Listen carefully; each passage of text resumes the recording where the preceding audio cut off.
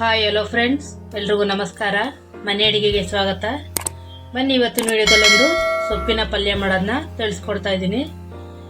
ಅದಕ್ಕಿಂತ ಮೊದಲು ಹೊಸಬ್ರು ಯಾರೇ ನಮ್ಮ ಚಾನಲ್ ನೋಡ್ತಾ ಇದ್ರು, ನಮ್ಮ ಚಾನಲ್ಲು ಕೂಡ ಸಬ್ಸ್ಕ್ರೈಬ್ ಮಾಡ್ಕೊಳ್ಳಿ. ಬನ್ನಿ ಈಗ ಮಾಡುವ ವಿಧಾನ ಹೇಗೆ ಅಂತ ತಿಳ್ಕೊಳ್ಳೋಣ. ಮೊದಲಿಗೆ ನಾನು ಸ್ಟವ್ ಮೇಲೆ ಒಂದು ಕುಕ್ಕರ್ನ ಇಟ್ಟಿದ್ದೀನಿ. ಅದಕ್ಕೆ ಒಂದು ಚೊಂಬು ಆಗೋಷ್ಟು ನೀರನ್ನ ಹಾಕೋತಾ ಇದ್ದೀನಿ.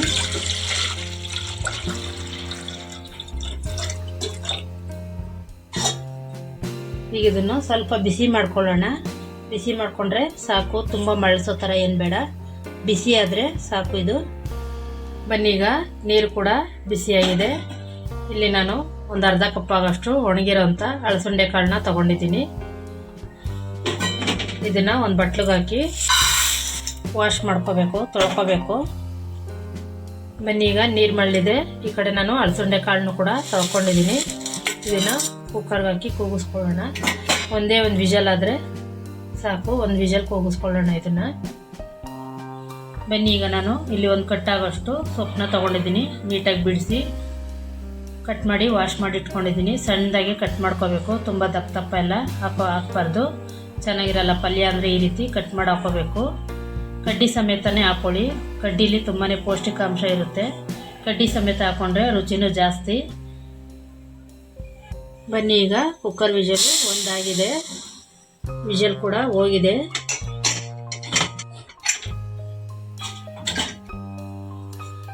ಕಾಳು ಕೂಡ ಚೆನ್ನಾಗಿ ಬೆಂದು ನೀರೊಳಗೆ ಮುಳುಗಿದೆ.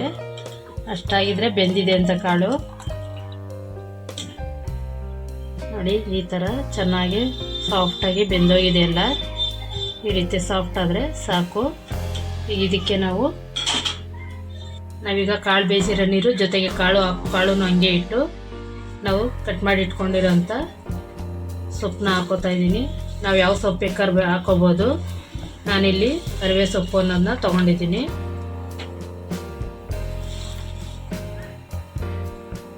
ಇದಿಷ್ಟು ಹಾಕಿ ಸೊಪ್ಪು ರುಚಿಗೆ ತಕ್ಕಷ್ಟು ಉಪ್ಪನ್ನ ಹಾಕೋತಾ ಇದ್ದೀನಿ. ಸೊಪ್ಪು ಜಾಸ್ತಿ ಇರುತ್ತೆ, ಆದರೆ ಬೆಂದ ಮೇಲೆ ಸ್ವಲ್ಪನೇ ಆಗೋದು.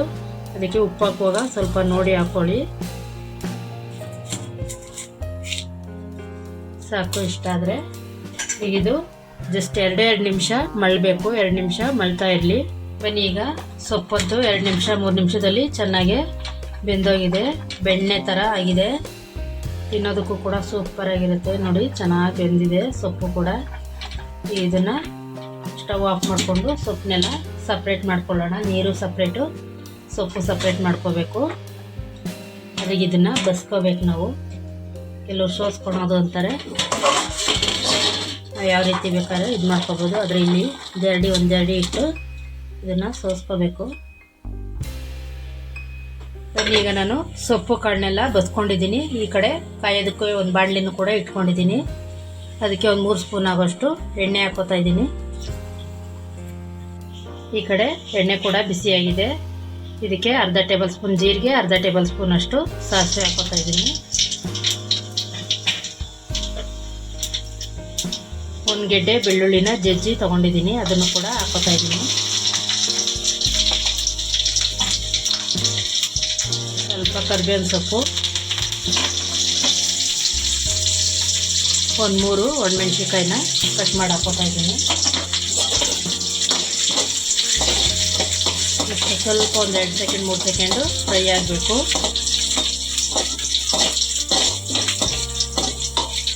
ಸೊಪ್ಪಂತೂ ತುಂಬಾ ರುಚಿಯಾಗಿರುತ್ತೆ, ಒಳ್ಳೆ ಟೇಸ್ಟು ಕೂಡ, ಆರೋಗ್ಯಕ್ಕೂ ಕೂಡ ತುಂಬಾ ಒಳ್ಳೆಯದು. ಬರೀ ಸೊಪ್ಪು ಕಾಳನ್ನು ಕೂಡ ಈ ರೀತಿ ಪಲ್ಯ ಥರ ಮಾಡಿಕೊಂಡು ಊಟ ಮಾಡ್ಬೋದು. ನಾವು ಬೇಯಿಸಿರೋಂಥ ಕಾಳು ನೀರು ಕೂಡ ಉಪ್ಸಾರು ಅಥವಾ ರಸಮು ಏನು ಬೇಕಾದ್ರೂ ಮಾಡ್ಕೋಬೋದು. ಇಲ್ಲಿ 2 ಗೆಡ್ಡೆ ಈರುಳ್ಳಿನೂ ಕೂಡ ಸಣ್ಣದಾಗಿ ಕಟ್ ಮಾಡಿ ಹಾಕೋತಾ ಇದ್ದೀನಿ.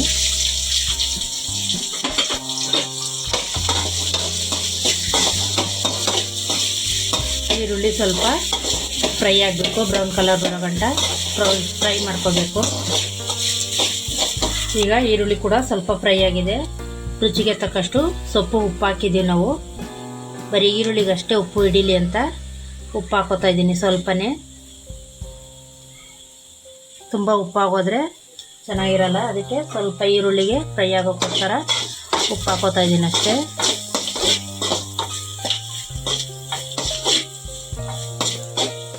ಸಾಕು ಇಷ್ಟ ಆದರೆ. ಈ ಕಡೆ ನಾವು ಬಸ್ತಿ ಇಟ್ಕೊಂಡಿರೋಂಥ ಸೊಪ್ಪು ಕಾಳನ್ನು ಕೂಡ ಹಾಕ್ಕೊಳ್ಳೋಣ.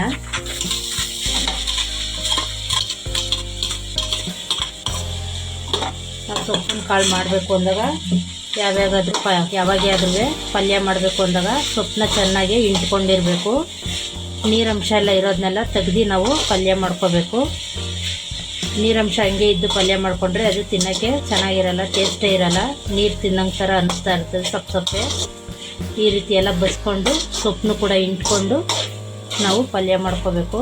ತುಂಬಾ ಚೆನ್ನಾಗಿರುತ್ತೆ ಸೊಪ್ಪು ಹಿಂಡಿ ಮಾಡೋದ್ರಿಂದ. ಬೆಳಗ್ಗೆ ಆದರೂ ರಾತ್ರಿ ಇದ್ರೂ ಚೆನ್ನಾಗಿರುತ್ತೆ, ಕಲಿಸೋಗಲ್ಲ. ಇಲ್ಲಿ ನಾನು ಒಂದು ಅರ್ಧ ಕಪ್ ಆಗೋಷ್ಟು ತೆಂಗಿನ ತುರಿನೂ ಕೂಡ ಹಾಕೋತಾ ಇದ್ದೀನಿ. ಇವೆಲ್ಲ ಹಾಕ್ಕೊಂಡು ಚೆನ್ನಾಗಿ ಹುರ್ಕೋಬೇಕು.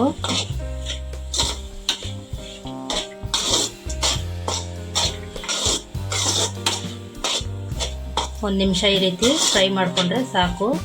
ತುಂಬ ಉರಿಬೇಕು ಅಂತ ಏನಿಲ್ಲ, ಆಲ್ರೆಡಿ ಎಲ್ಲ ಬೇಯಿಸಿರೋದೇ ಹಾಕಿರೋದ್ರಿಂದ ಜಾಸ್ತಿ ಉರಿಯೋ ಅವಶ್ಯಕತೆ ಇಲ್ಲ. ಬನ್ನೀಗ ಸೊಪ್ಪು ಕಾಳೆಲ್ಲ ಚೆನ್ನಾಗಿ ಹುರ್ಕೊಂಡಾಗಿದೆ. ಇದನ್ನು ಸರ್ವ್ ಮಾಡ್ಕೋಬೋದು. ತುಂಬಾ ರುಚಿಯಾಗೂ ಇದೆ, ಟೇಸ್ಟು ಕೂಡ ಸಖತ್ತಾಗಿದೆ. ಇದನ್ನು ಸರ್ವ್ ಮಾಡ್ಕೊಳ್ಳೋಣ ಸ್ಟವ್ ಆಫ್ ಮಾಡಿಕೊಂಡು. ಬನ್ನಿ ಫ್ರೆಂಡ್, ಅಳಸಂಡೆ ಕಾಳು ಮತ್ತು ಅರಿವೆ ಸೊಪ್ಪು ಹಾಕಿ ಮಾಡಿರುವಂಥ ಸೊಪ್ಪಿನ ಪಲ್ಯ ರೆಡಿಯಾಗಿದೆ. ತುಂಬಾ ಚೆನ್ನಾಗಿದೆ. ಇದು ಯಾವುದೇ ಊಟದ ಜೊತೆ ಕಾಂಬಿನೇಷನ್ ಆಗಿ ತುಂಬಾ ಚೆನ್ನಾಗಿರುತ್ತೆ. ಒಳ್ಳೆ ಟೇಸ್ಟು ಕೂಡ, ಆರೋಗ್ಯಕ್ಕೆ ಅಂತೂ ತುಂಬಾ ಒಳ್ಳೆಯದು. ಒಂದು ಸಲ ಈ ವಿಧಾನದಲ್ಲಿ ಟ್ರೈ ಮಾಡಿ ನೋಡಿ, ನಿಮಗೂ ಕೂಡ ತುಂಬಾ ಇಷ್ಟ ಆಗುತ್ತೆ.